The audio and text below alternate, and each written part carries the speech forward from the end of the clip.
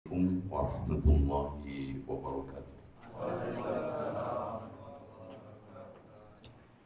إن الحمد لله نحمده ونستعينه ونستغفره ونستهديه ونعوذ بالله من شرور أنفسنا وسيئات أعمالنا. من يهده الله فلا مضل له ومن يضلل فلا هادي له. أشهد أن لا إله إلا الله وحده لا شريك له وأن محمدا عبده ورسوله. قال سبحانه وتعالى: يا أيها الناس اتقوا ربكم الذي خلقكم من نفس واحدة وخلق منها زوجها وبث منهما رجالا كثيرا ونساء واتقوا الله الذي تساءلون به والأرحام إن الله كان عليكم رقيبا. وقال تبارك وتعالى: يا أيها الذين آمنوا اتقوا الله حق تقاته ولا تموتن إلا وأنتم مسلمون. وقال عز وجل: يا أيها الذين آمنوا اتقوا الله وقولوا قولا سديدا يصلح لكم أعمالكم ويغفر لكم ذنوبكم ومن يطع الله ورسوله فقد فاز فوزا عظيما. فإن خير الحديث كتاب الله وخير الهدي هدي محمد صلى الله عليه وسلم وشر الأمور محدثاتها وكل محدثة بدعة وكل بدعة ضلالة وكل ضلالة في النار. Akhwat sekalian, kita lanjutkan sampai jam berapa? 18.30. Tapi mungkin setengah jam kita pakai lain. Baik, insyaallah. Jadi besok sampai jam zuhur. Besok itu tadi panitia minta untuk yang setelah zuhur mungkin mau sekali. Jadi yang untuk asar mungkin tidak dijalan asar. Oke. Jadi ba'dal zuhur ada. Baik. Ya, anak ngikutin pesertanya. Pesertanya kalau udah mulai senderan itu bahaya. Baik. Tafadhol dibaca, silakan. Siapa yang baca? Gantian antum. Nah. Gantian membacanya, silakan. Pertanyaan ke-15. Apa dalilnya bahwa Islam didefinisikan sebagai rukun Islam yang 5 bila disebutkan secara rinci? Dalilnya adalah sabda Rasulullah SAW dalam hadis yang menceritakan pertanyaan Jibril kepada beliau tentang agama ini. Baik. Ikhwas sekalian, Jibril pernah datang kepada Rasulullah sallallahu alaihi wasallam. Kemudian menanyakan tentang al-Islam, al-iman, al-ihsan. Dan pertanyaan tersebut awalnya Rasulullah terheran karena menanyakan kemudian membenarkan. Karena rata-rata semua yang datang kepada Rasulullah tanyanya adalah lil istifham, untuk tahu. Ya. Wa mal Islam al-Islam an tashhada an la ilaha illallah. Ini Islam bermakna hakiki. An tashhada bukan an taqul. Tolong dicamkan, Rasulullah dan Al-Quran tidak pernah mengungkapkan dengan kalimat hendaknya kau berucap. Tapi semuanya antashhad.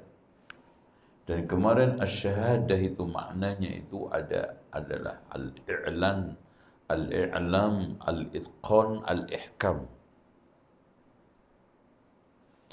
Al-i'lan mengumumkan, al-i'lam memberikan kemakluman bahwa saya itu muslim, al-itqan bahwa di sini ada keyakinan-keyakinan yang dibangun secara kuat. Ihkam mempermanenkan, menguatkan. Dan itu dasarnya adalah al-ilmu. Fa'alam annahu la ilaha illallah. La ilaha di situ lam bermakna an-nafyu, meniadakan. Dan ketika ada isbat, penetapan yang didahului dengan penafian itu lebih kuat daripada mujarradul isbat. Contoh sekarang, saya tidak melihat orang di masjid kecuali Muhammad. Apa artinya? Gak mungkin ada yang lainnya. Tapi kalau antum bilang di masjid ada Muhammad, ada nggak persepsi, potensi ada orang selain Muhammad? Nah, itu. Makanya ketika kita menerjemahkan tidak ada Tuhan selain Allah, di mana salahnya? Sama, tidak ada Tuhan selain Allah. Berarti di sini maknanya ada Tuhan-Tuhan selain Allah yang antum akui cuman Allah aja. Tapi kalau tidak ada Tuhan yang berhak disembah, yang lainnya ada tapi disembah secara batil. Makanya Allah berfirman, wa anna ma tad'una min dunillahi huwal batil. Apa-apa yang kamu sembah selain Allah itu batil. Yang hak siapa? Allah. Makanya kemarin beragama itu kakinya cuma dua. Mencari Tuhan yang benar, menyembah Tuhan dengan syariat yang benar. Mencari Tuhan yang benar, memperbaiki la ilaha illallah, menyembah Tuhan dengan cara syariat yang benar, Muhammad Rasulullah. Itu baru beres antum. Makanya dari sini la ilaha illallah tidak akan memungkinkan ada celah syirik. Syirik itu ada 3 bentuk. Mengingkari adanya Allah secara mutlak, ateis. Kayak orang-orang yang tidak percaya Tuhan. Itu syiriknya pada bidang rububiyah. Ada yang mengakui Allah, tapi mengakui Tuhan juga selain Allah.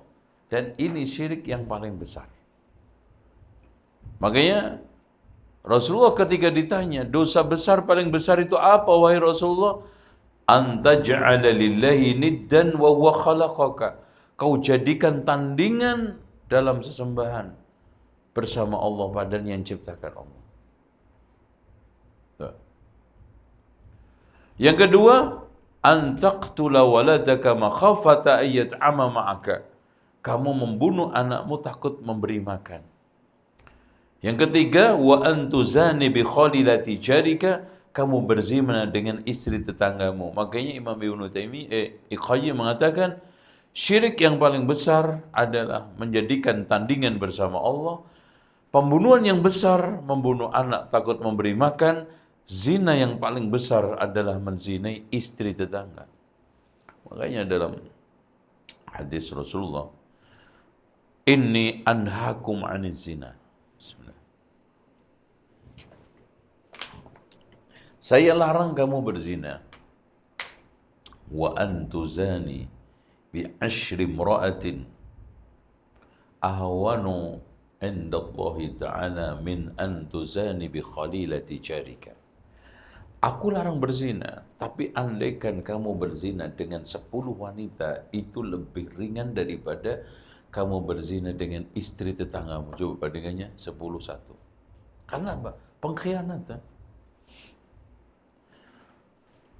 Pengkhianatan ketetanggaan, pengkhianatan persahabatan, dan pengkhianatan yang sangat culas. Ya. Bukan harusnya dihormati, dijaga, tapi dikhianati. Itu termasuk selingkuh dengan teman, istri teman. Dan tetangga itu bukan soal komplek, Pak. Tetangga itu termasuk orang dekat kita di kantor adalah tetangga. Tetangga adalah orang dekat kita di masjid, sekarang lagi majelis. Tetangga adalah orang kita dekat di kendaraan, naik bus. Itu tetangga. Jadi antum jangan tetangga itu termasuk orang-orang dekat kita di jualan di pasar. Jadi tetangga antum jangan batasi komplek perumahan. Itu. Makanya jauhi syirik sekecil apapun. Ya. Karena itu pasti menodai tauhid antum. Hubungan antum dengan Allah itu rusak. Makanya Allah berfirman dalam surat An-Nisa, wa'budullaha wa la tusyriku billahi syai'a. Ya, wa la tusyriku bihi syai'a. Sembahlah Allah, jangan menyekutukan sekecil sedikit pun. Nanti kita akan bahas. Wa anna Muhammadan Rasulullah. Itu. Jadi syahadah Muhammad itu juga ada dua kaki. Kalau la ilaha illallah nafyun wa isbatun, menafikan seluruh sesembahan selain Allah. Dan hanya yang berhak disembah itu Allah. Dan di sini mengakui wa anna Muhammad berarti tidak dalam konteks apapun gak akan pernah bisa menjadi Tuhan. Muhammad manusia. Wa Rasulullah, dia bawa misi risalah. Makanya di antara para ulama memberikan makna Muhammadun la yu'bad wa rasulun la yukadzab. Muhammadun la yu'bad, tidak disembah. Wa rasulun la yukadzab, enggak boleh didustakan. Makanya ketika berita kewafatan atau kewafatnya Rasulullah didengar Umar kehilangan keseimbangan, kesadaran.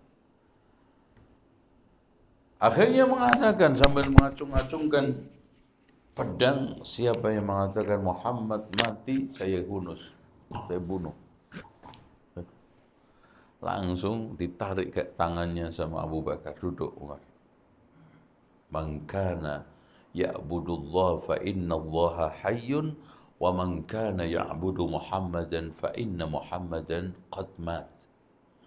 Siapa yang menyembah Allah, Allah hidup terus. Siapa yang menyembah Muhammad sudah mati.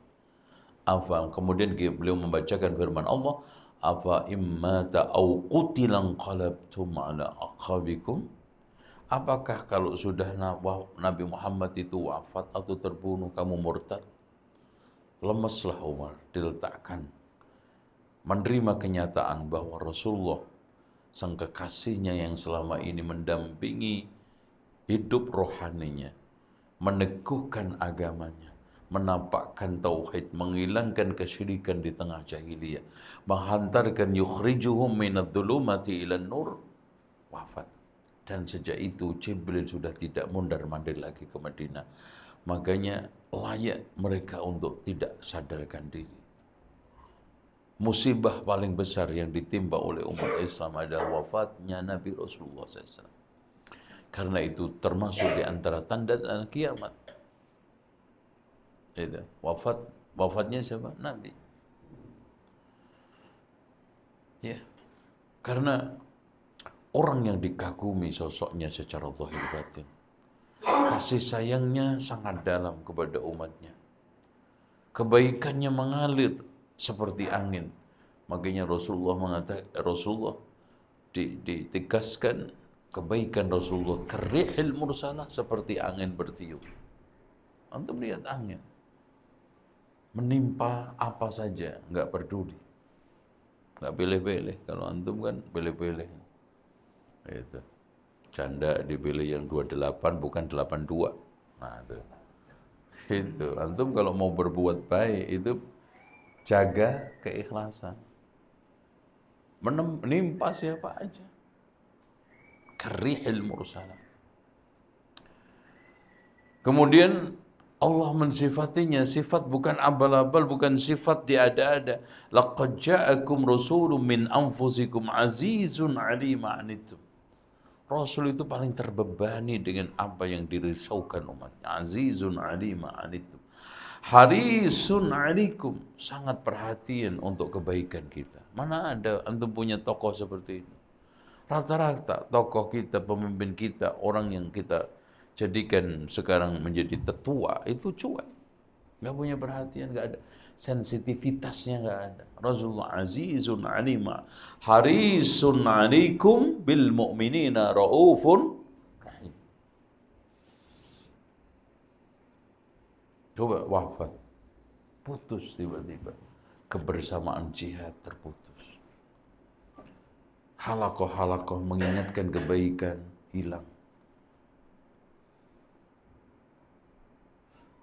Ya, sapaan-sapaan kasih sayang seperti orang tua, bahkan lebih daripada anak kepada anak, terputus. Jibril sudah nggak mundar-mandir lagi ke bumi. Ya, makhluk yang paling mulia adalah siapa? Jibril, Mikail, Israfil. Makanya dalam doa iftitah Allahumma rabba Jibril wa Mikala wa Israfila. Sudah enggak lagi menemui Rasulullah dan kadang-kadang menjelma menampakkan di hadapan sahabat seperti ini. Udah enggak ada lagi. Keberkahan turunnya wahyu sudah enggak ada lagi. Karena ketika turun satu ayat, itu keberkahan di muka bumi untuk seluruh alam semesta itu melimpah. Makanya akhirnya sampai Umar bin Khattab itu kehilangan kesadaran. Mengacung-acungkan pedang, siapa yang mengatakan Muhammad mati saya bunuh. Akhirnya dipegang tangannya sama Abu Bakar. Man kana ya'budullaha fa innahu hayyun la yamut. Wa man kana ya'budu Muhammadan fa innahu qad mat. Lemas. Diletakin senjata. Ini apa pedangnya? Siapa yang menyembah Allah dia hidup terus enggak pernah mati. Siapa yang menyembah Muhammad maka sekarang udah mati. Afa immata au qutilan qalabtum ala aqabikum. Apakah kalau sudah Muhammad itu mati atau terbunuh kalian murtad? Nah, bahkan kita semangat untuk melanjutkan risalahnya. Itu. Wa anna Muhammadan abdun la yu'bad. Gak disembah. Wa rasulun la yukadzab. Makanya wa ma yantiqu 'anil hawa. Qul innama ana basharun mithlukum yuha ilayya. Bashar la yu'bad. Dalam sehebat apapun kelebihan kehebatan Rasulullah la yu'bad, enggak sampai pada tingkatan Tuhan. Makanya pujian-pujian yang mengesankan penuhanan kepada Nabi Muhammad kita tolak. Rasulullah sendiri mengatakan la tatruni kama ataratin nasara ibna Maryam. Jangan kau kultuskan aku seperti orang Nasr, ahlul kitab mengkultuskan siapa? Isa. Fa inni abdullahi wa rasul, aku ini abdun wa rasul. Wa qulu abdullahi wa rasuluh. Udah. Makanya kita tolak qasidah burdah yang ya Rabbi bil Mustafa baligh maqa sadayana. Nah, itu kan. Baligh maqa sidana. Wafilana sampai ya akramal khalqi ma liman aludhu bihi siwaka inda hululil hadisil amimi. Wahai makhluk yang paling mulia, kepada siapa aku berlindung kepada kalau kecuali melalui perantaraan kamu. Berlindung kepada Allah, perantaranya Nabi Muhammad, lewatnya seakan-akan dia tidak akan mendapatkan perlindungan dari Allah kalau tidak melalui perantara diizinkan oleh Rasulullah. Wa inna min judika dunya wa dharrataha wa min ulumika ilmul lawhi wal qalam. Sesungguhnya sebagian dari kedermawananmu Muhammad adalah pemberian dunia akhirat, dan sesungguhnya sebagian daripada ilmumu, ilmu setara menyamai lauhul mahfud dan catatan takdir. Masya Allah. Ilmunya Rasulullah sama setara dengan lauhul mahfud. Syirik gak tuh? Tapi ya namanya orang gak ngerti bahasa Arab, ya lempeng aja dah, nyanyi aja udah. Ya Rabbi bil Mustafa balligh maqasidana, kan gitu. Waghfir lana ma madha ya wasi'al karami. Lagu kebangsaan Majelis Ta'lim Jabodetabek. Kalau nggak baca itu kayak, wah ini bukan Majelis Ta'lim yang beres nih, Wahabi. Tapi kalau sudah dibuka, ya Rabbi bil, nah baru ini mukaddimahnya fa inna kulla muhdatsatin bid'ah, langsung pulang nih. Baru mukaddimah Wahabi. Pak, ngaji belum Pak? Iya tuh mukaddimahnya udah nggak beres kan ini, balik deh. Udah nggak ada Rabbi bil Mustafa, langsung fa inna kulla bid'atin dhalalah. Waduh, belum apa-apa udah dhalalah ya Mas. Wes mulai pulang dia, ya Allah. Fanatis asabinya. Tapi kalau dibuka dengan jaba-jabi ya Rabbi bil Mustafa, langsung ngumpul. Ya akramal khalqi ma liman aludhu bihi siwaka inda hululil hadisil amimi. Itu kalau dilakukan.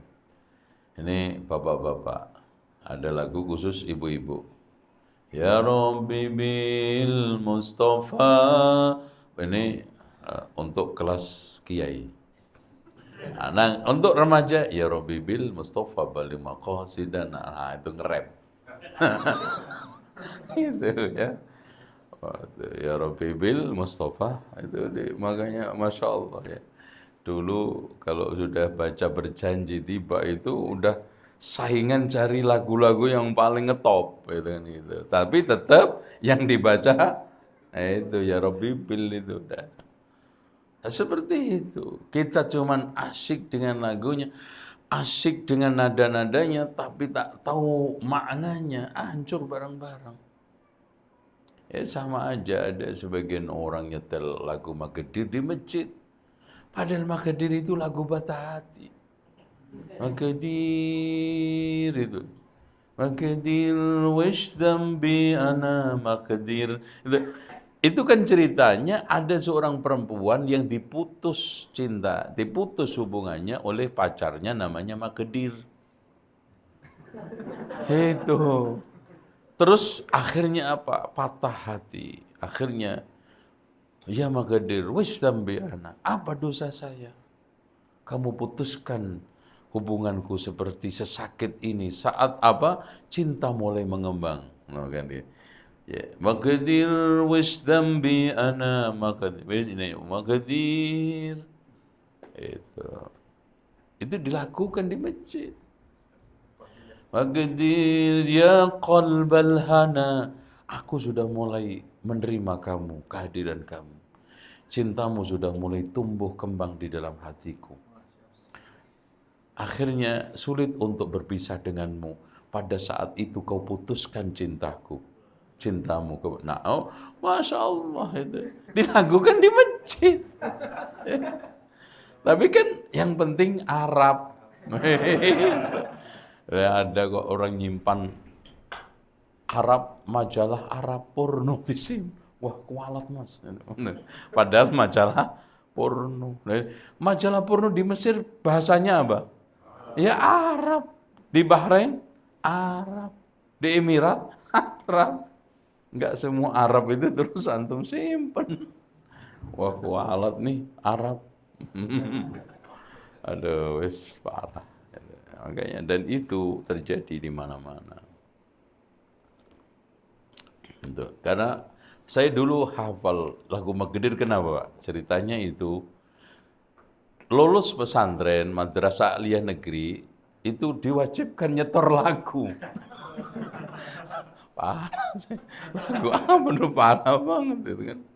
Anak itu kan paling nggak bisa nyanyi itu. Akhirnya wah, Udah ngapal 5 kedir aja udah nyetor, alhamdulillah lolos terbaik. Itu kan ceritanya disuruh nyetor 3 di luar akademik ya.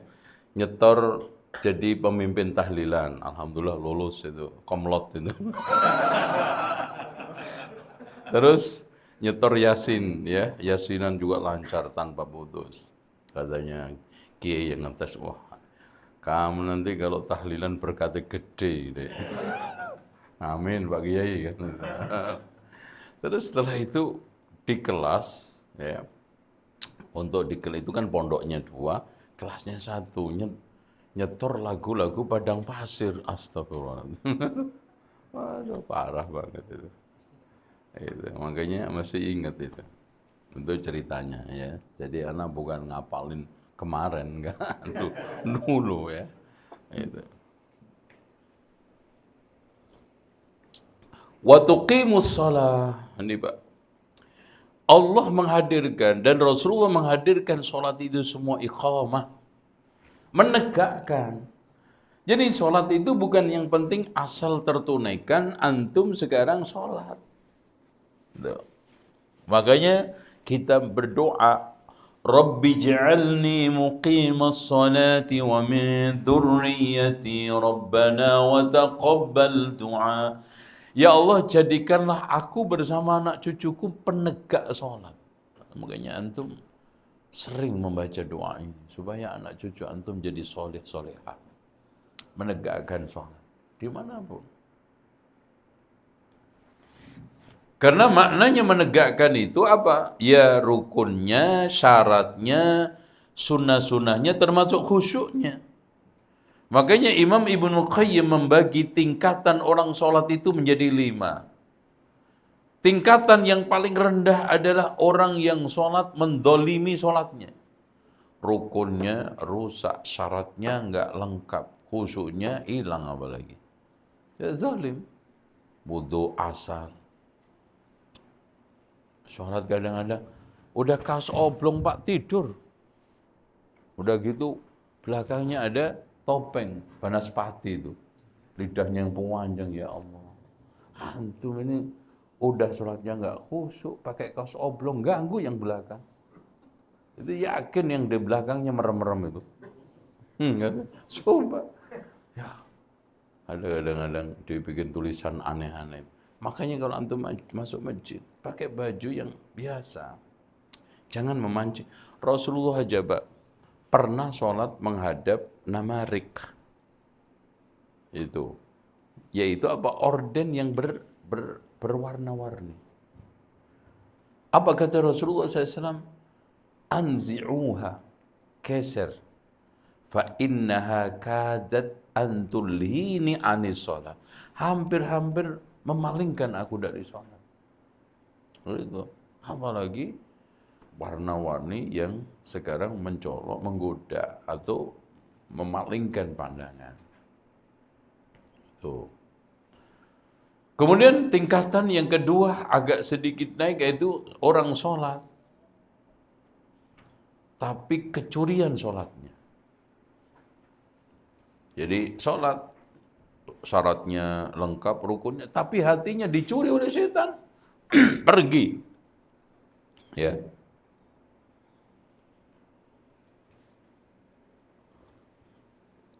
Ya.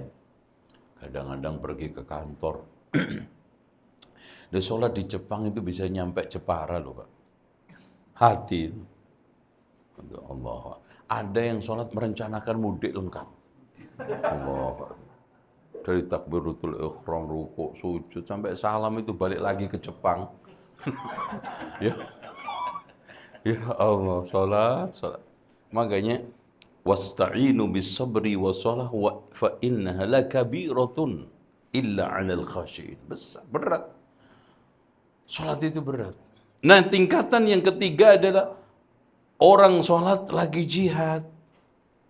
Salat tapi dia tarik-menarik, jihad, perang dengan musuhnya yaitu setan. Oh keluar, tarik lagi. Baca Fatihah, udah mau lengkap, suratnya lepas lagi, balik lagi. Jadi kadang-kadang Masya Allah, Kata Rasulullah, ma min abdin yusalli wa ma kutiba min salatihi illa ushruha. Tidaklah ada orang sholat ditulis sholatnya itu cuma 1/10-nya. Karena kadang Fatihah kena suratnya ngeblank. Rata-rata ditanya, antum tadi sholat baca surat apa? Lupa. Itu, Masya Allah. Makin ke dalam sholat itu makin direcokin setan. Makanya betul kata para ulama, kenapa orang-orang kafir itu sholatnya bisa khusyuk? Karena hati mereka itu ibarat rumah reot. Maling musuhi rumah reot, ngapain? Itu nyolong palu. Ya, cari rumah yang bagus, yang ada emas berliannya. Itu hati mukmin. Nah, yang keempatnya adalah orang yang sholat yang sempurna, rukun, syarat, sunnah, dan khusyuknya. Nah, yang kelima ditambah sudah mampu melihat Allah. Antusalliya ka'annaka tara. Salat seperti melihat Allah. Itu salat yang sudah pada apa? Ihsan an ta'budallaha ka'annaka tara. Masya Allah. Itu salatul anbiya wal mursalin wal muqarrabin. Ya. Yang seperti dilakukan oleh para ulama seperti Imam Al-Bukhari, Pak, itu disengat sampai 17 kombang nggak berasa ketika sholat. Masya Allah. Ada seorang yang ingin diamputasi, kalau zaman dulu kan harus dimabukkan sampai nggak sadar. Kalau dulu belum ada teknologi anestesi, teknologi bius. Itu di bius, bius manual disuruh minum khamr sampai mabuk. Ketika mabuk nggak sadar baru dipotong. Dia mengatakan jangan, saya sholat nanti potong. Coba. Ada seorang sahabat dan ini direkam oleh Imam Abu Dawud dalam sunannya, dan seorang yang disuruh jaga oleh Rasulullah malam. Akhirnya sholat dipanah oleh musuh. Dia nggak keluar dari sholatnya, kemudian jatuh. Baru mereka datang ramai. Rasulullah mengatakan, kenapa kamu nggak mengkabarkan kita? Ya Rasulullah, kami berada satu bacaan ayat yang saya sulit untuk keluar karena merasakan kelezatan, kekhusyuan baca ayat itu. Coba. Satu ayat yang dibaca melalaikan tusukan tombak yang menancap ke dalam tubuh kita. Dan bandingkan kita, perut nyamuk aja udah itu mancal-mancal. Itu. Wa tuqimus shalah wa tu'tiyaz zakah. Zakah ini yang wajib. Ada zakat kaitannya dengan badan, yaitu fitrah.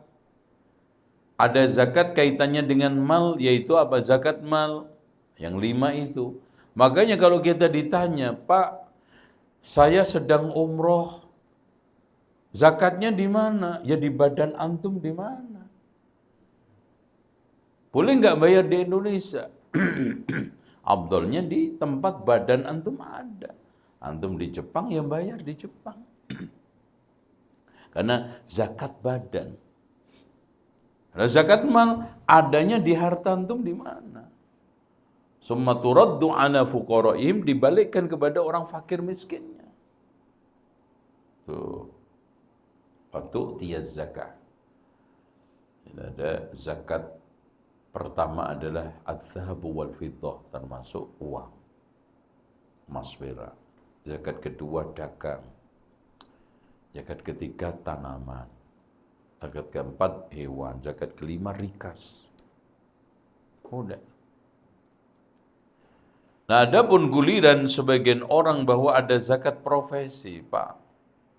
Profesi itu hasilnya apa? Hasilnya apa nantinya? Sandal jepit, ya uang lah. Gabungkan aja sama uang. Dan tidak setiap bulan. Makanya Masya Allah, ada penjelasan dari Imam Ibnu Qayyim Al-Jauziyah. Kenapa zakat itu tidak diwajibkan seumur hidup? Akan menyusahkan fakir miskin. tidak diwajibkan per bulan akan menyusahkan muzaki yang bayar zakat. Makanya per tahun. Dan kenapa per tahun? Karena stabilitas kebutuhan keluar masuk orang itu nggak bisa per bulan, Pak. Coba aja, antum Masya Allah bulan April ya, April Mei, udah langsung, Juni, Juli, anak masuk sekolah, udah langsung ambrol itu rekening. Nah nanti mulai normal lagi, September, fluktuatif. Kapan orang itu dikatakan punya duit? Per tahun itu paling sedang. Antum mungkin, April punya duit.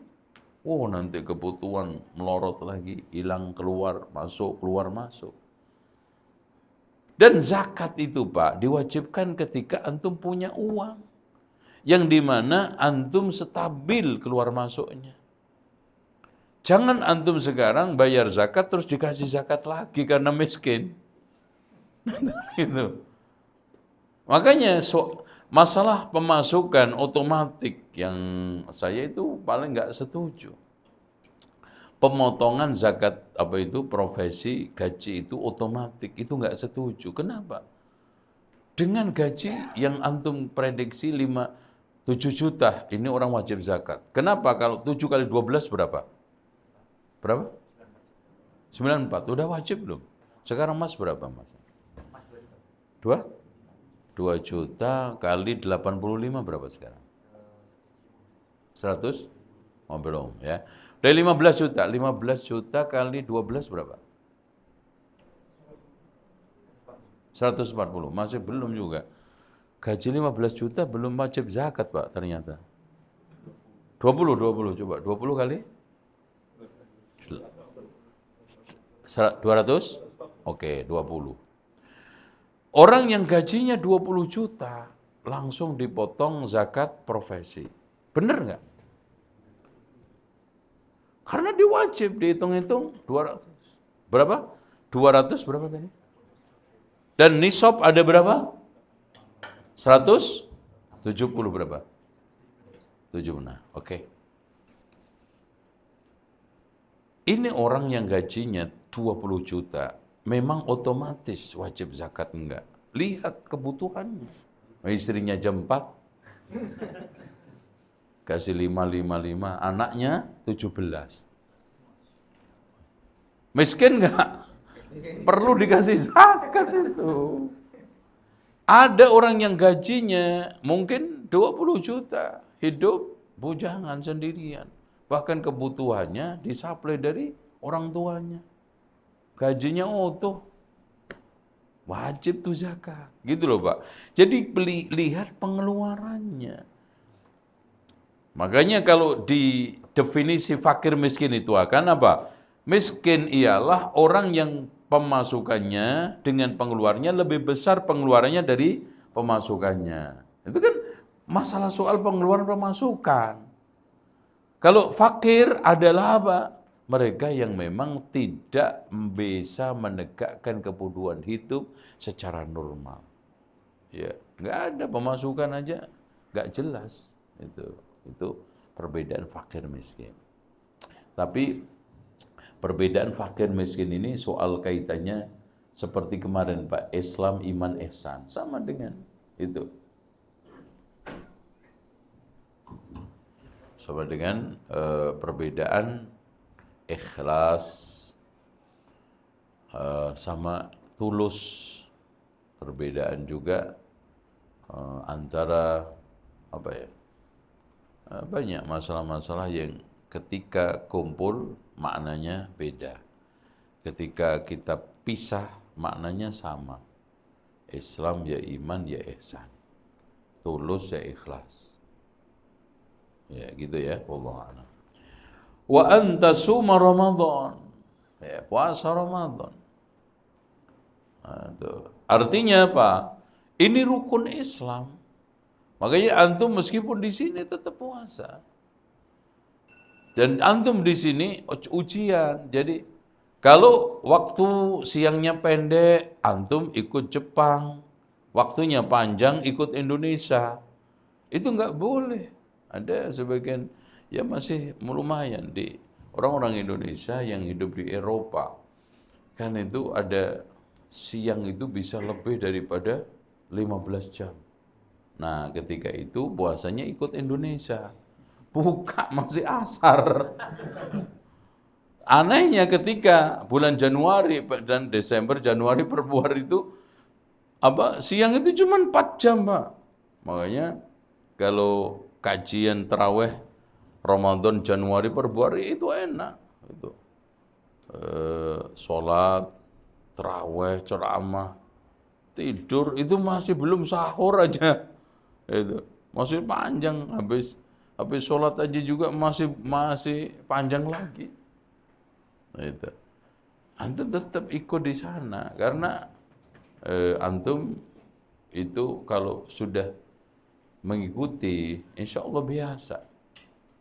Gitu. Begitu juga di sini. Ya, ini nanti Ramadan ini paling enak di sini. Ya, siangnya cepat. Itu. Habis itu malamnya panjang. Itu makan aja terus loh. Itu. Itu. Dan Ramadan itu merupakan satu syariat untuk kesehatan kita. Makanya Rasulullah mengatakan fa'alaihi bisyam fa innahu lahu wija. Sebab yang sekarang tidak tahan untuk menahan syahwatnya, solusinya menikah atau puasa. Itu. Makanya di sini yang nggak tahan nikah, kalau nggak puasa. Itu. Karena ada orang yang nanya, Pak, bagaimana hukumnya onani? Onani itu bukan nikah, onani juga bukan puasa. Solusi nggak ada tengah. Puasa, nikah. Makanya Allah juga illa ala azwajihim aw ma malakat aymanuhum. Orang itu dianjurkan untuk menjaga kemaluannya kecuali istrinya dan budaknya. Pertanyaannya, onani itu istri enggak? Enggak. Onani itu budak enggak? Enggak. Pilihan cuma 2. Gitu. Makanya haram. Sehingga dikatakan oleh Imam Malik bahwa onani itu haram karena bukan istri, bukan budak. Itu walladzina hum li furujihim hafidun illa ala azwajihim aw ma malakat aymanuhum. Makanya puasa Daud nguras sehari, ngisi sehari, Masya Allah lebih sehat. Puasa Senin Kemis nguras mingguan, Senin Kemis lebih sehat. Terus kemudian nguras bulanan, tiap bulan tanggal 13, 14, 15 sehat. Nah, di sini hukumnya semuanya sunnah. Tapi kalau sudah setahun dipaksa oleh Allah, diwajibkan oleh Allah, supaya antum sehat. Karena nggak tahu rahasianya, makanya dipaksakan.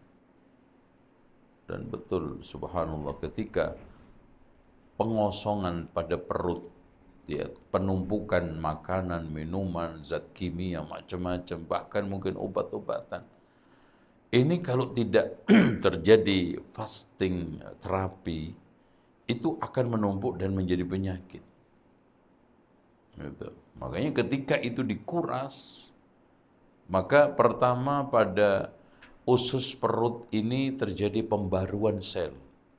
Makanya orang kalau buka itu, makanan itu lezatnya Masya Allah. Makanya dianjurkan makan rutop atau kurma. Bukan gorengan. Udah gitu cocol sambal pedasnya Masya Allah. Itu. Nggak tahu itu sunnahnya apa tuh. Buka pakai gorengan. Dan itu tradisi Pak, Masya Allah. Itu tradisi. Di Indonesia subhanallah itu banyak penjual dadakan itu kalau Ramadan. Berentet di jalan. Dan anehnya habis semua. Cuma itu. Iya, karena apa? Karena perut sedang selnya terbarukan, jadi makan kayak gitu tuh jadi enak gitu. Bukan berarti bergizi, Sehat enggak. Tapi apapun, wa antasum wa tahujjal bait in istata'ta ilaihi sabila. Dari sini ikhwah sekalian,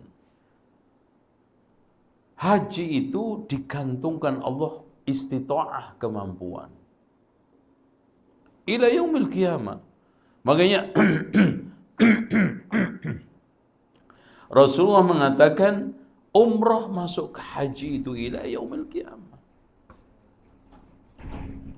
Jadi Imam Ibnu Hazm itu Pak, sampai wafat belum sempat haji, nggak pernah mengeluarkan haji itu gugur dari dia dan umatnya. Bahkan ila yaumil qiyamah.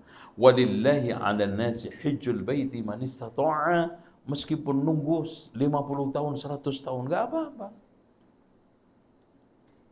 Kalau antum sekarang istita'ahnya itu setelah 30 tahun, 50 tahun, 40 tahun, Allah.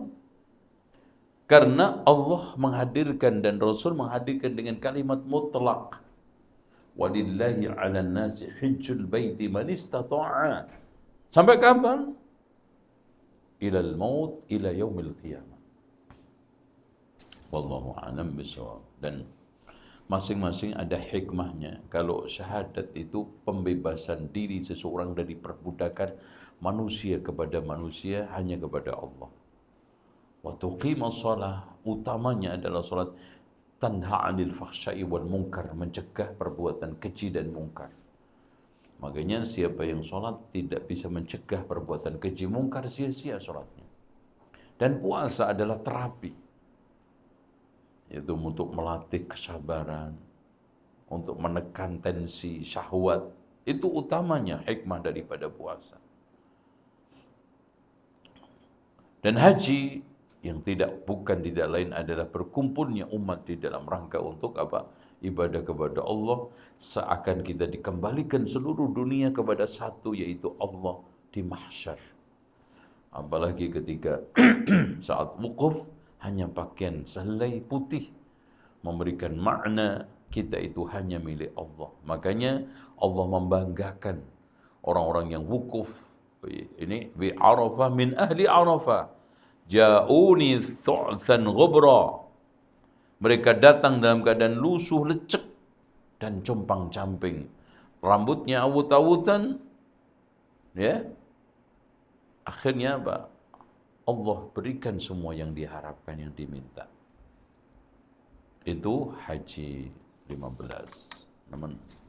Nah, buniyal Islamu ala khamsin. Sama. Nah, pertanyaan 16 sekarang. Fadhal.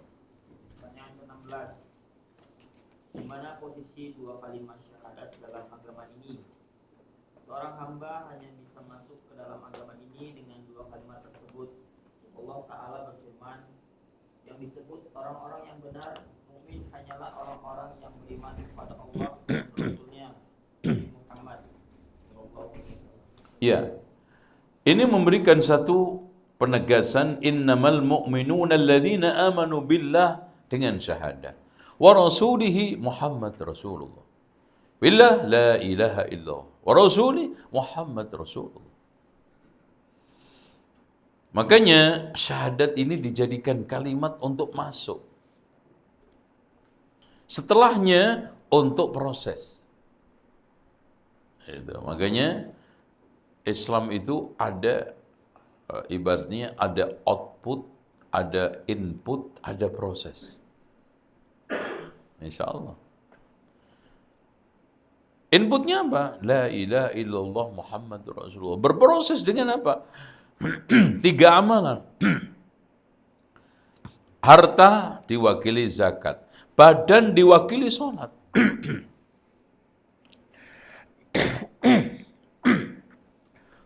Badan yang sekarang ini diuji untuk apa? Kesabaran, puasa. Karena kalau sholat itu ya hanya sekedar mengerahkan. Tetapi kalau puasa itu Pak, meninggalkan yang dicintai, mengambil sesuatu yang dibenci, yaitu lapar. Yang dicintai, makan. Itu. Karena ibadah itu ada yang melakukan, ada yang menahan. Ini, melakukan yang enak, itu gampang semua. Makanya ibadah yang paling gampang kawin. Karena enak. Tapi ibadah yang paling sulit apa? Jihad. Karena melenyapkan sesuatu yang kita cintai. Iya enggak? Melenyapkan yang kita cintai. Harta lenyap, nyawa lenyap. Nah puasa ini juga banyak tidak disukai orang apa? Meninggalkan sesuatu kenikmatan. Al-imsak, ini ada al-mufattirat, makan, minum, berhubungan intim. Melakukan sesuatu yang tidak disukai, apa lapar. Wah, siang begini enak nih. Apa? Merujak. Apalagi es campur. Nggak boleh, Masya Allah.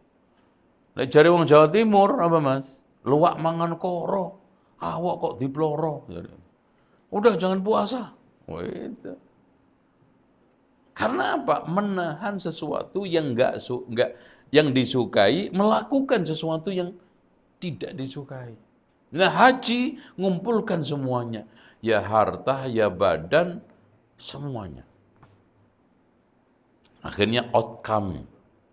Makanya dia itu mendapatkan satu apa? Kesempurnaan agama Islam setelah haji. Nah, di kampung antum dipanggil Pak Haji. Padahal panggilan haji itu untuk deteksi Belanda dulu untuk memetakan kekuatan Pak Haji yang rata-rata memang orang itu habis haji melakukan perlawanan. Makanya di sini ada haji berapa? Dipanggil kan Pak Haji ada berapa? 5 itu sipir-sipir Belanda itu kan dulu belum ada ini database cloud nggak ada. Itu itu manual semuanya, apalagi kertas-kertas sulit, ngetik aja susah karena penjajahan perang. Makanya tadi manual dihafal. Di kampung ini ada 3 haji, wah 3, 5 bahaya ini, 10 apalagi. Makanya diperbanyak kekuatan di situ. Kalau haji 1 gampang nih, dikurangin pasukan untuk mengawasi mereka, begitu. Karena apa? Setiap pemberontakan itu selalu di belakangnya itu haji. Lihat aja di Sumatera, di Cilegon, dimanapun itu. Dan makanya antum kalau sudah haji nggak dipanggil, antum jangan sakit hati, kecewa. Itu. Karena manggil juga susah. Kalau haji 2 kali, hahaha. Nah, kalau 3 kali, apalagi saya itu sudah hampir berapa dari sejak 2007 itu haji nganterin jamaah itu udah diketawain sekampung itu. Itu karena nggak habis juga itu panggilan, nggak perlu. Itu. Nah, kalau yang bagus kan itu. Kalau 2 kali udah repot, 3 kali repot. Jadi nggak usah dipanggil. Panggilan manusia untuk apa? Memang di kalangan orang itu, di awam itu memang kadang-kadang ini Pak, panggilan itu ada konsekuensinya. Bahkan ada di suatu daerah, kondangan walimah itu ada kursi khusus Pak Haji. Itu. Bahkan dikasih pita. Kalau belum haji nggak ada yang berani itu duduk di situ. Jadi ada gengsi. Nanti di pertemuan dipanggil Pak Haji. Itu apalagi ada K-nya Kiai Haji. Wah itu lebih keren lagi. Itu kalau haji mati doanya almarhum. Kalau ada Kiai Haji al-maghfur lah, nah kan meningkat.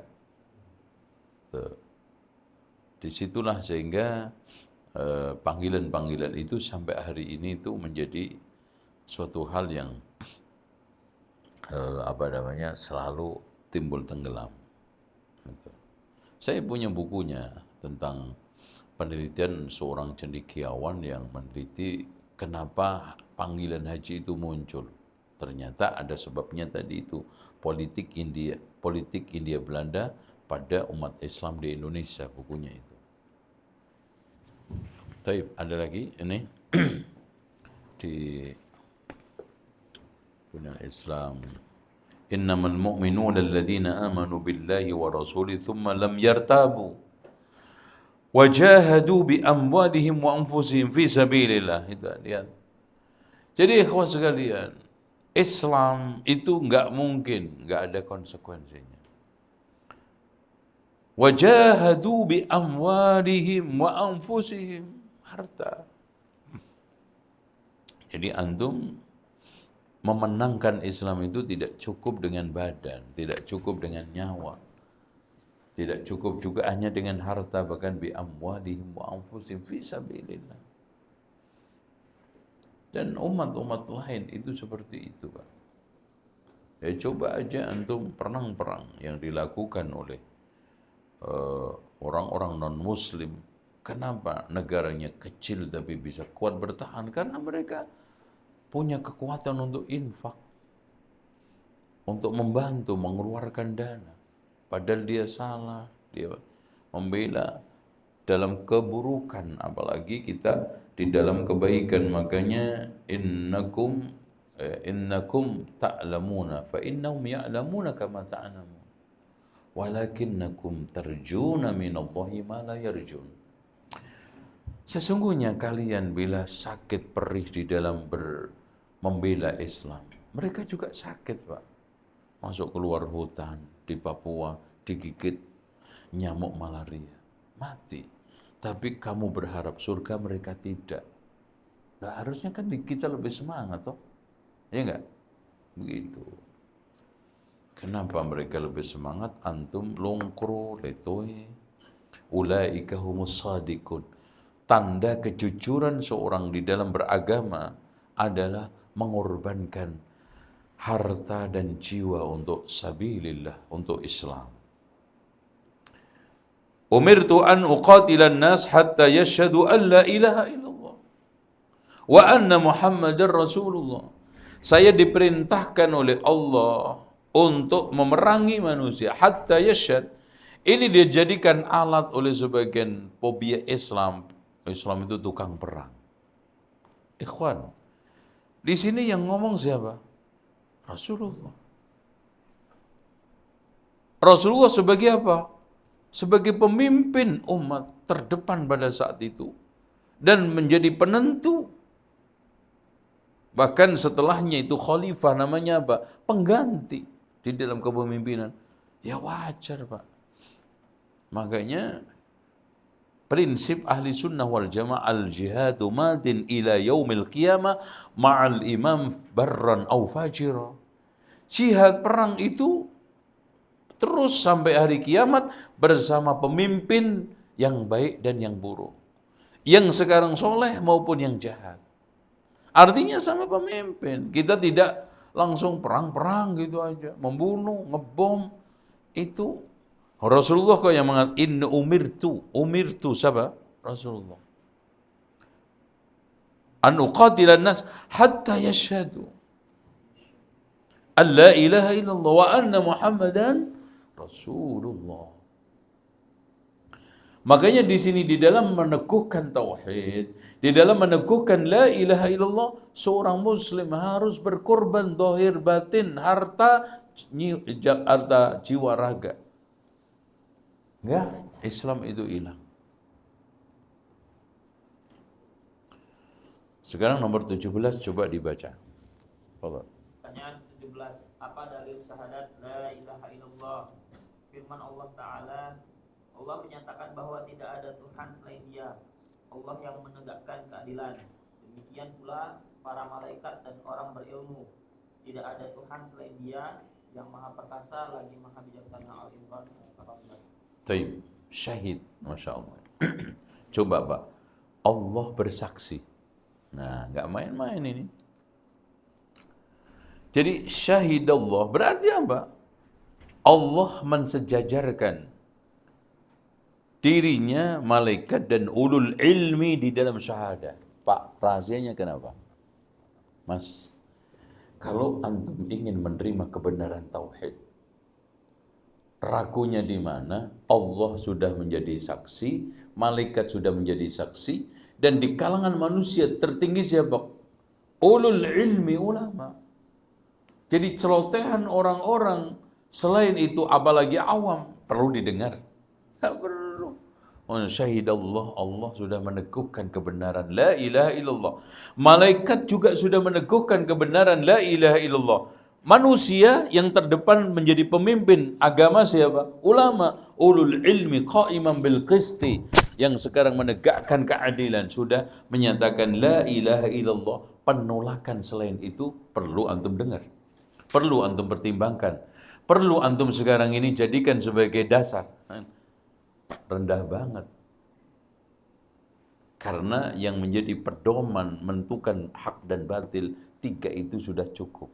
Allah, malaikat, ulama, qa'iman bil qist. Makanya subhanallah, di sini tidak main-main. Syahidallahu. Jadi bukan hanya qala Allah, syahida. Allah menjadi saksi bahwa dirinya itu tidak ada Tuhan yang berhak disembah kecuali Allah. Malaikat pun menjadi saksi bahwa tidak ada Tuhan yang berhak disembah kecuali Allah. Ulul ilmi, terdepan, terbaik, menjadi sosok teladan di kalangan makhluk manusia, juga menyatakan la ilaha illallah. Makanya di sini fa'lam annahu la ilaha illallah. Ilmu qabla al-qawli wal amal, apalagi apa? Tauhid. Asas utama terpenting di dalam masalah agama adalah tauhid. Fa'lam, apalagi kencing dengan buang hajatnya. Apalagi bayar zakat, puasa dan yang lainnya, enggak mungkin tanpa ilmu. Makanya keindahan di antara sekian keindahan mahasinul Islam adalah apa? Semua didasarkan atas ilmu. Antum nggak bangga menjadi muslim? Apa saja itu didasarkan ilmu. Itu. Apa saja itu Pak? Ada SOP-nya. Makanya saya katakan SOP-nya agama itu ya syariat itu. Coba antum masuk masjid aja itu. SOP-nya itu kalau antum pakai konsultan Amerika kayak apa tuh bayarnya? Itu kan dibikin SOP masuk masjid, toilet, SOP berhubungan intim, dibikinkan oleh Allah gratis. Semua kan antum mau berhubungan intim ada itu. Masuk toilet beda lagi masuk masjid, beda lagi masuk rumah, beda lagi masuk mobil, di kendaraan, kayak dikasih oleh Allah SOP semua. Antum nggak bangga punya agama seperti ini? Semua dasarnya itu SOP ilmu. Itu bagian daripada Raufun Rahim, sayangnya Rasulullah kepada umatnya. Dan ini dilanggar semua SOP, dibikin berantakan, hancur semuanya. Makan, ada SOP-nya loh Pak. Tangan apa? Loh, SOP. Minum 3 kali. Baca bismillah, habis baca alhamdulillah. Masya Allah, indah agama itu. Fa'lam, ilmu, semua. Lo pakai baju aja ada SOP-nya Pak. Sisiran rambut aja. Kata Aisyah, Rasulullah SAW selalu mengutamakan yang kanan. Fi tana'ulihi wa tarajjulihi, dalam pakai sandalnya ada SOP. Nyisirnya ada SOP. Wa fi sya'ni kullihi, dalam urusan semua. Masya Allah, antum menelantarkan agama yang indah seperti ini, apa antum gak kualat? Dosa. Terus antum membangga-banggakan konsultan, Masya Allah. SOP di pabrik saya itu bagus, Masya Allah. Absennya, ininya, ya Allah, antum lihat aja Islam. Bagaimana SOP ketika sholat. Mau sholat apa? Bangun tidur aja Pak, cuci tangan. Oh, SOP, cuci tangan. Bahkan Rasulullah mengatakan, karena kamu nggak tahu ini tangan nginep di mana. Itu ngobok-ngobok apa itu kan? Dicuci. Habis itu wudhu, Masya Allah. Wudhunya juga Masya Allah Pak. Bagaimana ulama menjelaskan tata cara wudhu.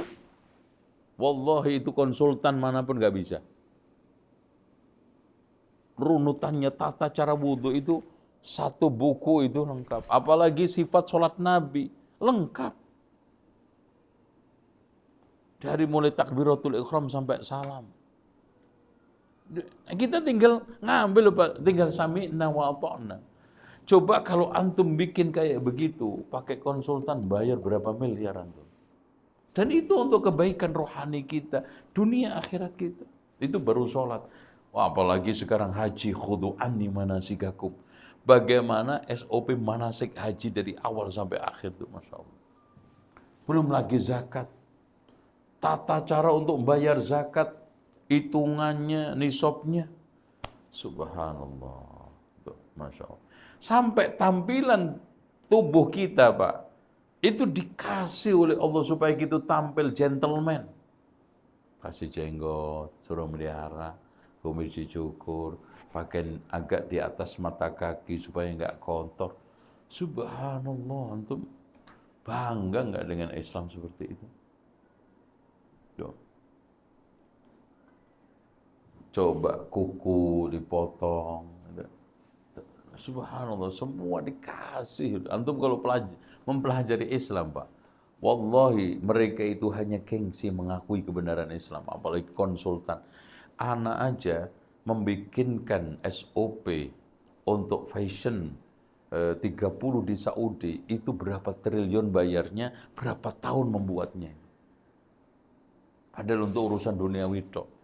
Ini Allah hanya satu konsultan, Rasulullah ibaratnya. Satu sendirian. Membikinkan kita cara hidup yang indah, yang bersih, yang enak, yang aman, yang sejahtera, yang bahagia zahir batin. Dan cuman wa ma li ahadin indahu min ni'matin tujza. Enggak mau juga Allah minta bayaran itu. Illa btigha'a wajhi rabbihil a'la. Coba bandingkan konsultan perusahaan antum yang kecil aja.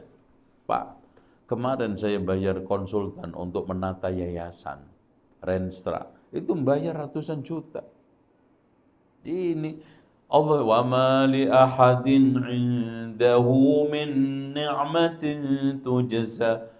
Allah enggak mau dibalas, enggak minta balasan, illa ibtigha'a wajhi rabbihil a'la. Udah itu aja. Wa ma min ilahin illallah. Hakikat nyata, Pak, enggak akan ada yang bisa dipertuhankan selain Allah. Coba aja. Suruh nyiptain lalat, Tuhan selain Allah, bisa? Walaupun satu yang lainnya bersekongkol. Bikin nyamuk, bisa. Tatanan, subhanallah, Pak. Antum datang ke tempat toko, beli pohon-pohonan, bunga-bungaan, berapa tuh harganya? Masya Allah, ini bebas. Gratis semua, tumbuh. Dan itu tiap hari. Wah, kalau antum dikasih pohon oleh Allah 5 tahun sekali, nangis kayaknya. Udah saya bikin hijau 5 tahun sekali. Jadi tiap hari gratis, buat pandangan mata enak, buat oksigen hidup manusia. Ketertiban ini memang antum gratisan semua. Dan Allah cuman illa ibtigha'a wajhi rabbihil a'la wa ma min ilahin. Faktanya. Coba, Pak. Antara Tuhan matahari dengan Tuhan pohon kalau beda, itu tekan kontrak untuk bikin buah. Iya. Untuk supaya ngasih sinar ke klorofilnya. Kata Tuhan matahari, gimana? Berapa kontraknya? Ada nggak mau saya segitu. Masya Allah, pohon nggak ada yang buah tuh. Apalagi Tuhan kambing, sapi lagi beda. Kalau beda-beda seperti ini, Pak, berantakan. Makanya walau kana min indi ghairillahi lawajada fi ikhtilafan katsira. Quran ini dari satu Tuhan. Kalau enggak berantakan. Kalau ada Tuhan selain Allah, maka akan hancur berantakan. Tapi subhanallah, semua berjalan beraturan. Tata surya yang ada di langit itu jumlahnya jutaan, Pak. Antum aja taunya cuma bumi kan, karena nggak kelihatan aja antum terus nggak ada gitu. Antum kalau tanya sama ilmuwan, yang di atas itu berapa juta, berapa banyak tata surya yang gedenya itu ada yang sebumi, lebih dari sebumi. Itu emang dihadirkan Allah cuma-cuma, sia-sia, nggak ada maksud. Dan subhanallah Pak, itu dijalankan melalui keseimbangan semua. Coba kalau semua ada gantungannya repot kan. Gitu? Itu semua jalannya keseimbangan. Matahari itu dijalankan oleh Allah, berjalannya 24 jam dengan bentangan orbit yang segitu luas, jutaan kilometer itu, bahkan miliaran dalam satu hari. Pakai apa emang? Gratisan. Teori keseimbangan itu, pesawat itu Pak, itu contoh kecil. Terbang dari mulai Indonesia, Jepang. Pakai apa teori? Keseimbangan. Itu aja berapa antum bayar di sini? Ngeluh-ngeluh. Pulang aja cuma setahun sekali, 2 tahun sekali. Karena apa? Mahal tiket. Ini matahari muter tiap hari antum nggak bayar. Belum bulannya, belum planet yang lainnya, belum Jupiternya, belum Marsnya.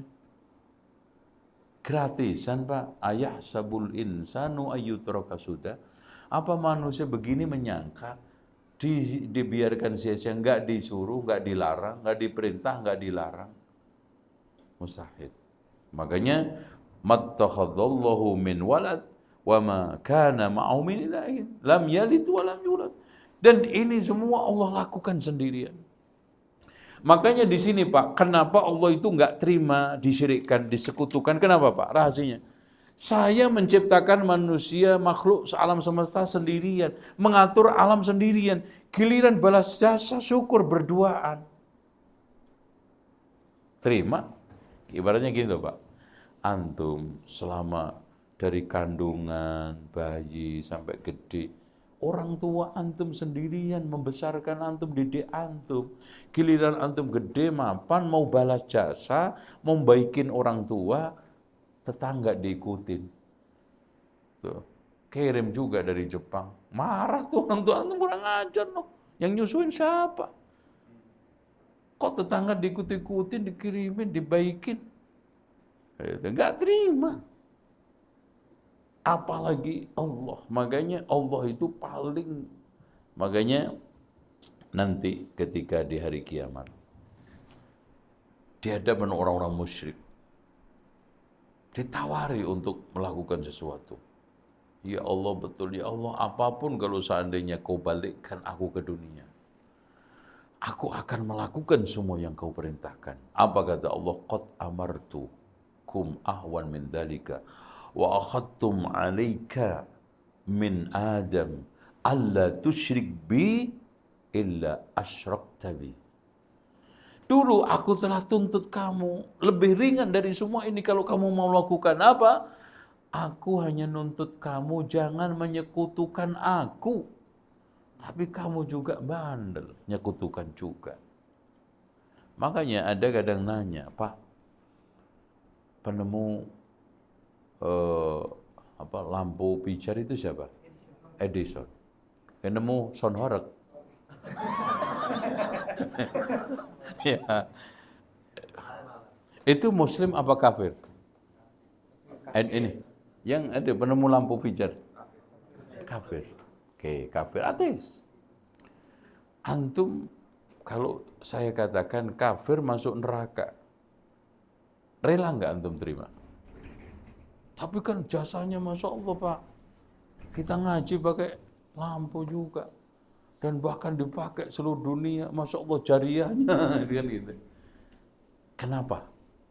Kita tetap katakan di neraka, karena dia hanya bisa baik sama makhluk, tidak bisa baik sama Khalik. Ya diterima.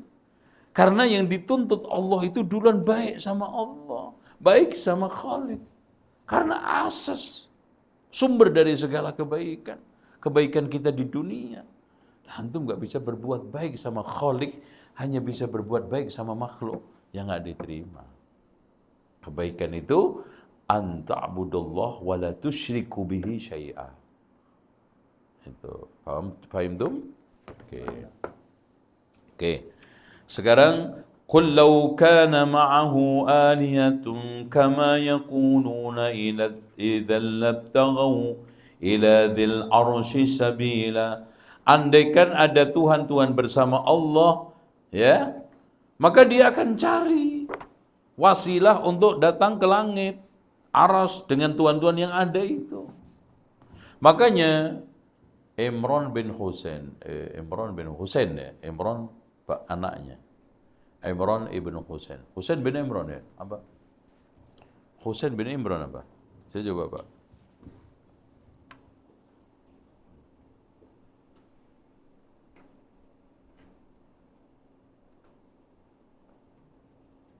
Sampai Imran bin Husain. Husain bapaknya masuk Islam, Badui, kolot, cekek.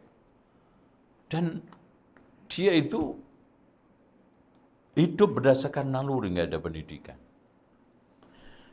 Ketika masuk Islam menyatakan asyhadu an la ilaha illallah, selesai ditanya sama Rasulullah, Husain, kamu dulu di zaman jahiliyah punya Tuhan berapa? 7 ya Rasulullah. 1 di langit, 6-nya di bumi. Tinggalkan yang 6, ambil yang di langit.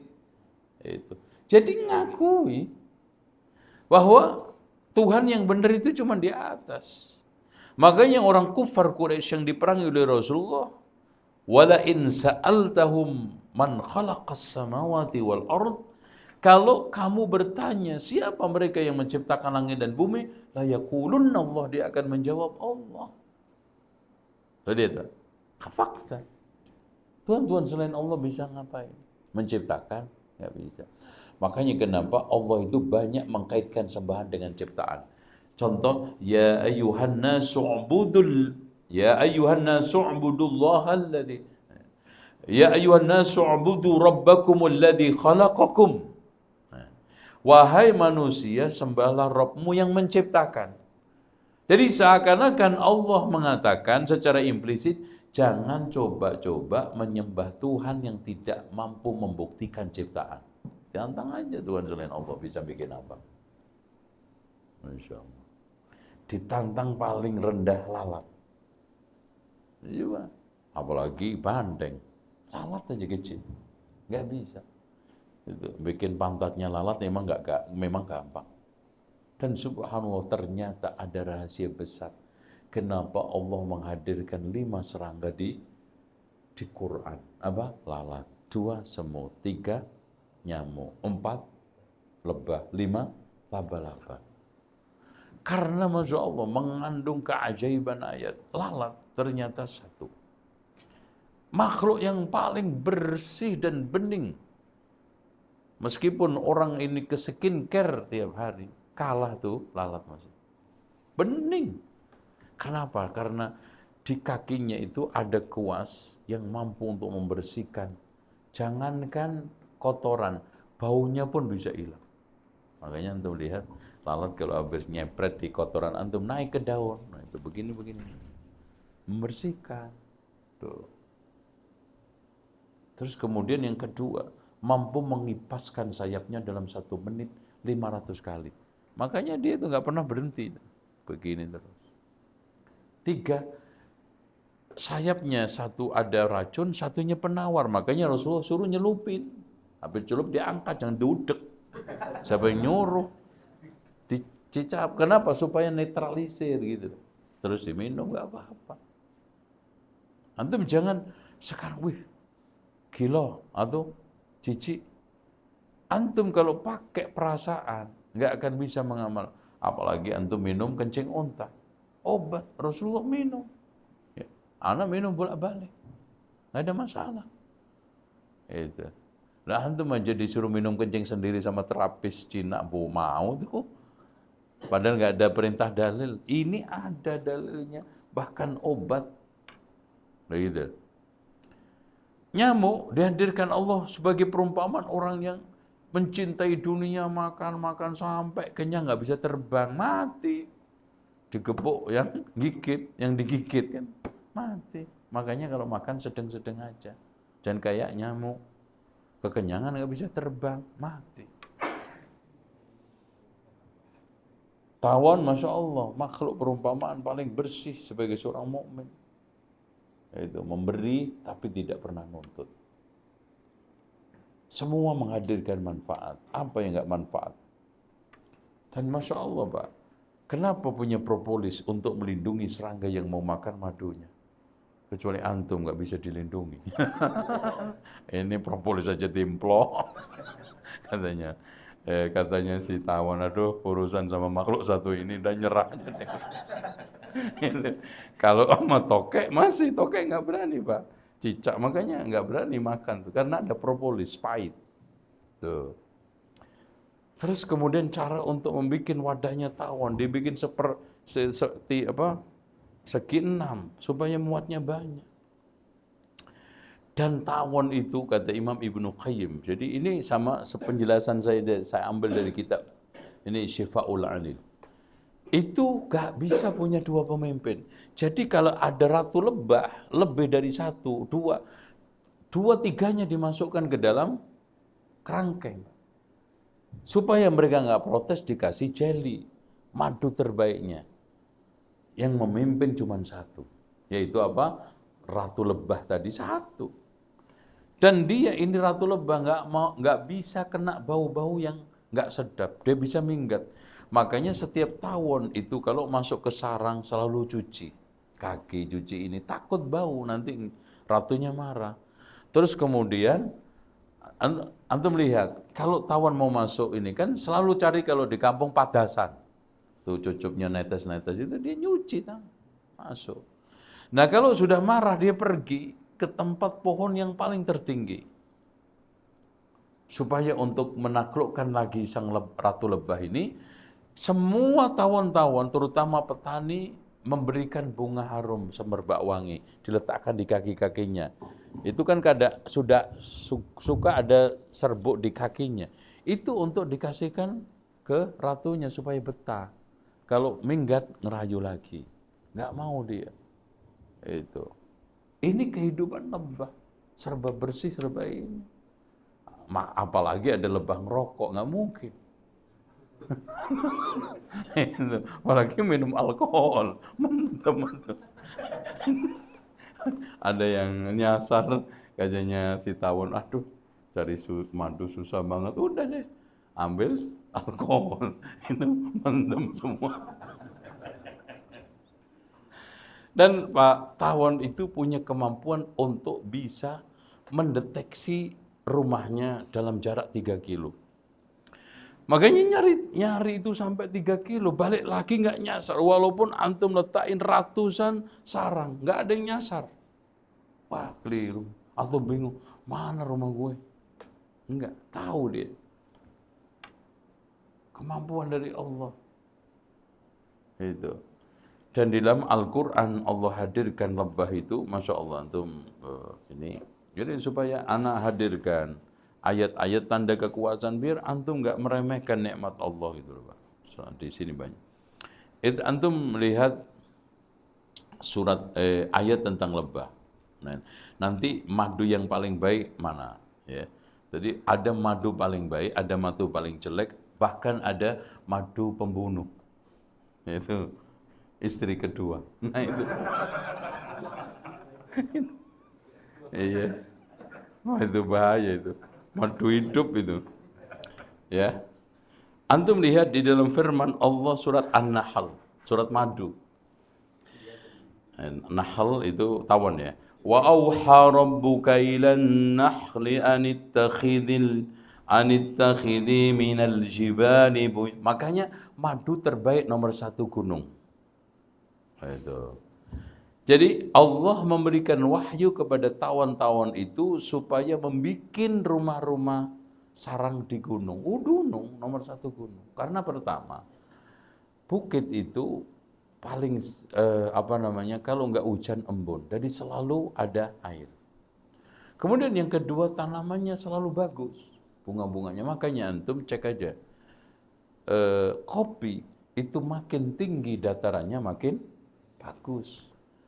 Itu. Dan di pucuk, makanya luwak itu nyari yang matang-matang, yang merah-merah di pucuk. Makanya kenapa kopi luwak itu enak. Kecuali luwak yang di kerangkeng. Dipaksa dikasih kopi, makan terpaksa, ya udah. Akhirnya nya bermasalah. Kayaknya nggak enak. Harus dia milih. Gitu. Ini madu juga begitu. Si tawon itu cari bunganya maksimal, milih-milihnya semua itu berkualitas.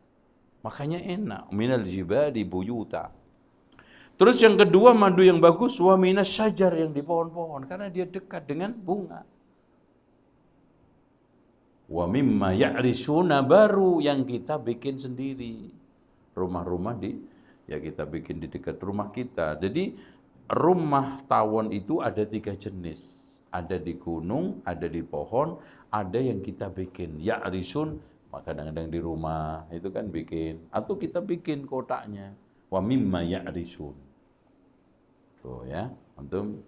Ini madu yang bagus untuk kesehatan manusia. Nah, madu yang tadi itu malah bikin sakit-sakitan.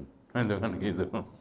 Jadi hati-hati antum ya, kalau memang enggak cocok, enggak sinkron, antum jangan coba-coba ya.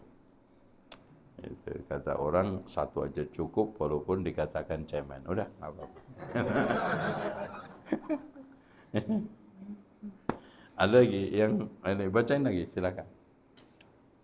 Nomor berapa, Pak? Pertanyaan ke-18. 18. Apa makna syahadat la ilaha illallah? Maknanya adalah menafikan hak untuk diibadahi dari selain Allah Azza wa Jalla, serta menetapkan hak tersebut hanya untuk Allah Azza wa Jalla. Semata yang tidak ada sekutu baginya dalam haknya untuk diibadahi. Ya. Terus nomor berapa? Masih. Ya. Bagaimana Allah Azza wa Jalla juga tidak memiliki sekutu dalam kekuasaannya. Allah Azza wa Jalla berfirman, hal itu kekuasaan Allah berlaku karena Allah dialah Tuhan yang maha benar dan apa saja yang mereka seru selain Dia itulah yang batil. Sesungguhnya Allah dialah yang maha tinggi lagi maha besar. Al-Hajj ayat 22. Ya, Masya Allah. Jadi intinya wa anna min dunillahi wal batil, yang hak itu hanya Allah. Dan maknanya hak itu yang tadi. Klaimnya itu realita, gitu. Saya menciptakan langit, iya, menciptakan bumi, iya, menciptakan manusia. Alhamdulillahi rabbil alamin, penguasa alam semesta, iya, maliki yaumiddin, iya. Tapi cek Tuhan yang lain. Apa yang dia ciptakan? Tidak ada. Inna a'tainakal kautsar fasholli li rabbika wanhar inna syani'aka wal abtar. Iya. Jadi maknanya hak, enggak ada yang dusta yang Allah katakan. Apapun yang dikatakan Allah. Saya menciptakan gunung, saya menciptakan laut, hak semua. Beda dengan selain Allah kan. Saya menciptakan laut, mana lautnya? Enggak ada. Itu. Apalagi yang ngaku jadi nabi palsu. Katanya ngomong sama gajah. Gajahnya mana? Bisa ngomong sama apa lagi? Semut. Itu. Kayak Nabi Sulaiman. Tuh, Masya Allah. Semut apa? Semut-semut merah, Pak. Jadi klaim aja, tapi kenyataannya bohong. Itu. Yang hak itu hanya Allah Subhanahu wa Ta'ala. Lanjut. Nomor berapa? Pertanyaan ke-19. Ya. Apa syarat-syarat syahadat la ilaha illallah di mana orang yang mengucapkannya baru bisa mengambil manfaat dari kalimat itu bila sudah memenuhi syarat-syarat tersebut? Ya. Syarat la ilaha illallah ada 7. Pertama, mengetahui kandungan artinya yang Al-ilm. unsur penafian dan penetapan. Ya. Kedua, meyakini kalimat tersebut. al-yaqin. Ketiga, tunduk terhadap konsekuensi kalimat tersebut Al-inqiyad. maupun batin. Nah. Keempat, menerima kalimat tersebut dalam arti tidak menolak sedikit pun Al-qabul. konsekuensi dan tuntutan kalimat itu. Nah. Kelima, ikhlas dalam mengucapkannya. Keenam, ketulusan hati, bukan sekedar mengucapkannya saja.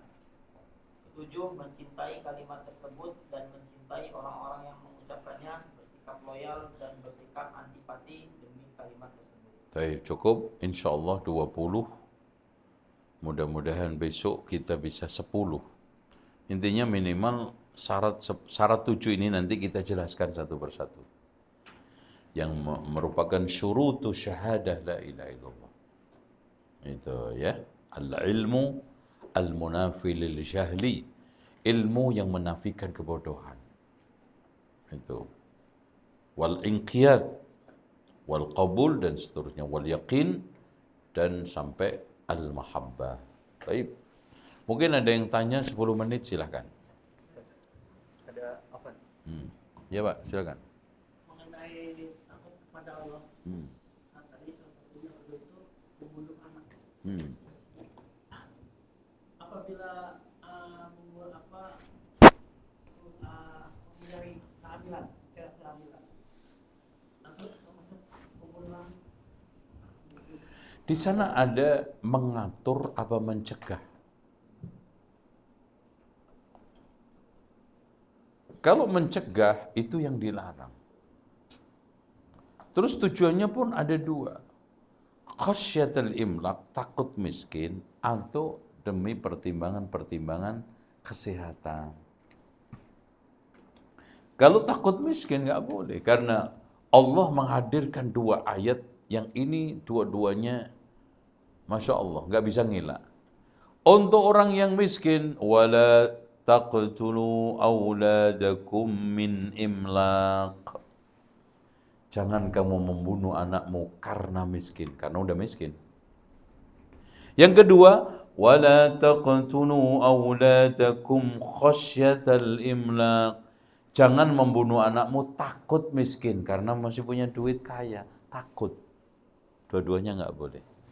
Kaya menghalangi kelahiran nggak boleh, miskin nggak boleh. Makanya mencegah kehamilan itu nggak boleh dalam Islam. Mengatur kehamilan boleh. Darahnya dasarnya Rasulullah SAW dari seorang sahabat, kunna na'zil wal Qur'anu yanzil wala yanhana an dzalika. Kami melakukan azl. Azl itu apa? Menumpahkan air mani di luar rahim. Quran turun tidak melarang. Kenapa? Karena kalau dilarang pasti Allah berkomentar. Karena zamanun nubuwah, ketika zaman kenabian itu ada prinsip la yajuzu lin nabi tarkul bayani indal hajah. Enggak boleh bagi nabi meninggalkan penjelasan ketika dibutuhkan. Kalau nabi enggak tahu, Allah tahu. Makanya apapun dikomentari. Contoh Pak, Aisyah yang di belakang kamar enggak dengar bisik-bisikannya Rasulullah dengan seorang mujadilah yang mengadu dia dizihar oleh suaminya. Qad sami'a Allahu qawla allati tujadiluka fi zawjiha wa tashtaki ila Allah, didengar oleh Allah dari atas langit. Masya Allah. Makanya ini juga menunjukkan hakikat sifat Allah itu, meskipun manusia mendengar, Allah mendengar sama maknanya tapi hakikatnya berbeda. Coba pendengaran Allah sampai langit 7 aras didengar. Padahal Aisyah di belakang itu sayup-sayup dengar apa sih yang diomongin perempuan itu. Kadang dengar, kadang enggak. Qad sami'a Allahu qawla allati tujadiluka fi zawjiha wa tashtaki ila Allah. Wallahu yasma'u tahawurakuma. Allah mendengarkan dialog kamu berdua. Masya Allah. Dan itu semua sifat, melihatnya Allah, mendengarnya Allah, mengetahuinya Allah. Itu Pak ya.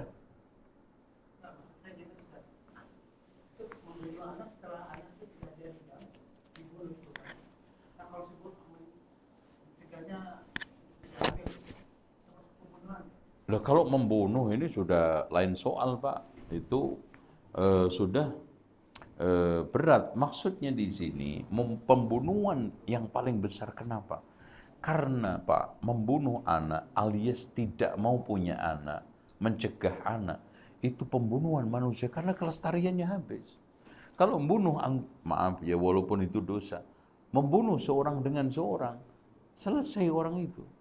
Tapi antum mencegah kelahiran, anak antum nanti kawin nggak ada lagi, berkembang biak nggak ada lagi. Makanya kenapa Imam Ibnu Qayyim tadi mengatakan pembunuhan terbesar adalah membunuh anak takut miskin, bisa saja benar-benar membunuh, seperti yang dilakukan oleh orang-orang jahiliyah dulu, atau mencegah kelahiran dengan KB.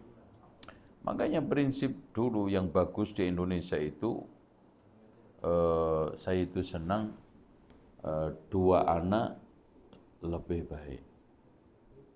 Ya kan? Berarti kan 2 anak lebih baik. Kan itu, kan bagus.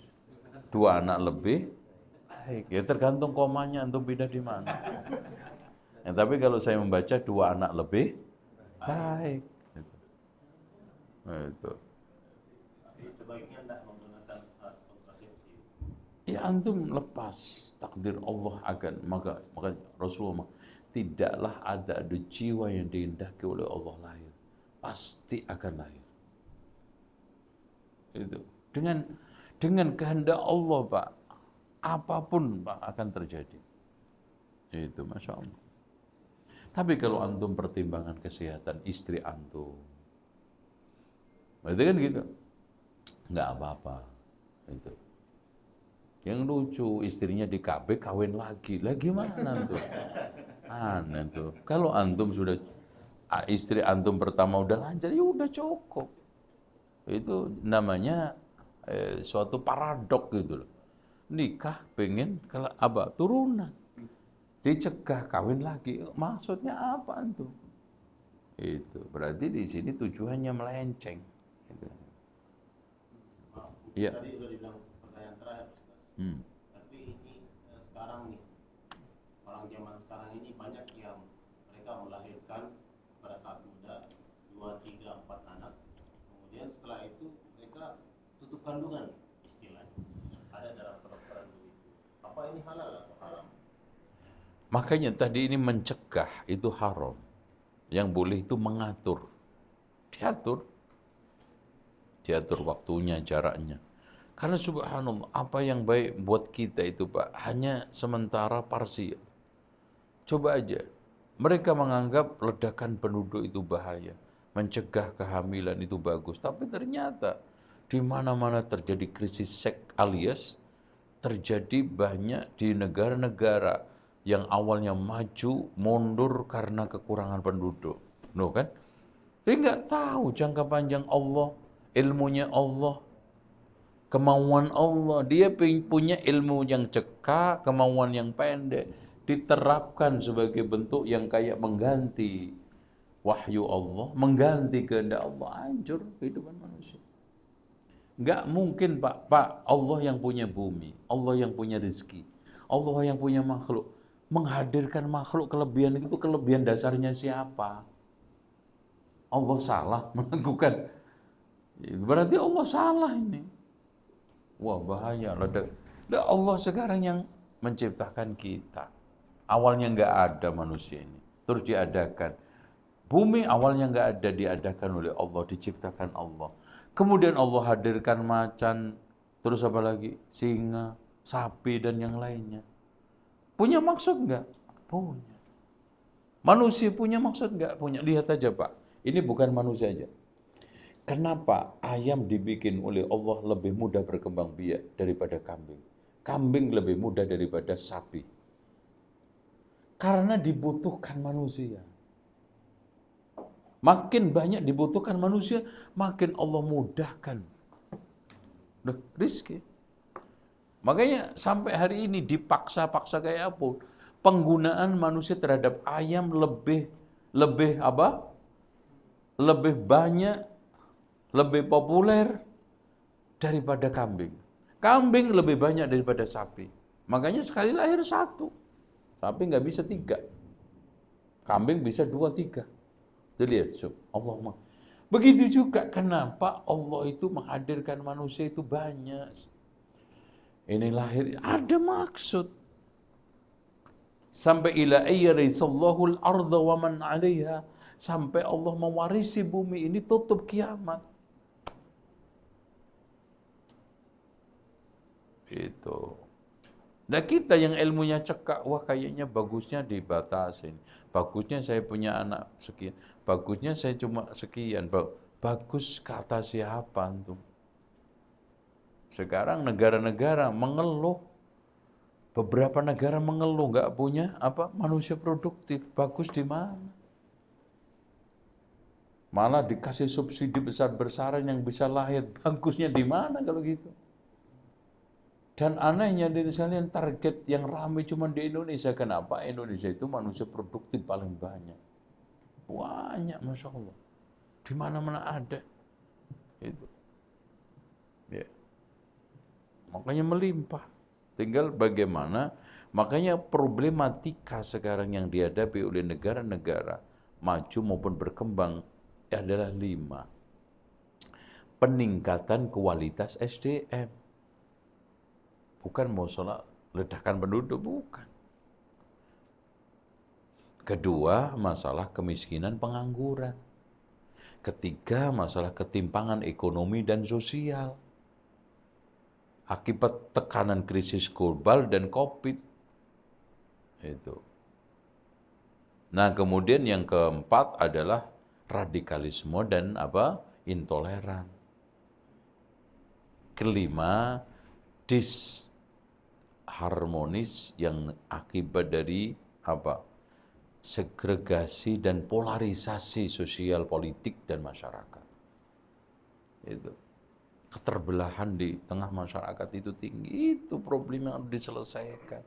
Bukan soal manusia lahir, nanti ngatur apa, emang antum ngelahirin. Yang lucu ada pegawai KB ngasih makan enggak, ngancem-ngancem. Gue kerja sampai Jepang, lo punya anak ngancem-ngancem. Yang mana gue, yang kerja gue, nyariin makan gue, nyekolahin gue. Lo yang sekarang marah-marah, ketemunya di mana? Itu lucu. Kan gitu, Pak. Ya. Itu kecuali dibantu kan enak. Makanya suatu ketika negara-negara seperti Eropa, seperti Jepang juga, Singapura, negara maju akan ada profesor datang ke Indonesia melakukan penelitian.